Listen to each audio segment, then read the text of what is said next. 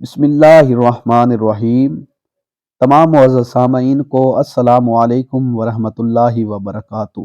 معزز سامعین، روایتوں میں آتا ہے کہ ایک نوجوان شخص حضرت عمر فاروق رضی اللہ تعالی عنہ کی بارگاہ میں حاضر ہوا اور عرض کرنے لگا، اے امیر المؤمنین، میں کوئی 2 سال سے اپنی بیوی سے دور تھا، اور جب میں واپس گھر آیا تو کیا دیکھتا ہوں کہ میری بیوی امید سے ہے۔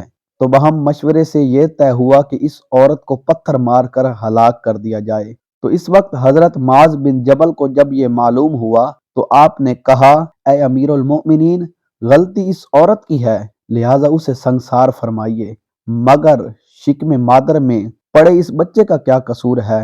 میری آپ سے گزارش یہ ہے، آپ بچہ جننے تک اس عورت کو مہلت دیجیے۔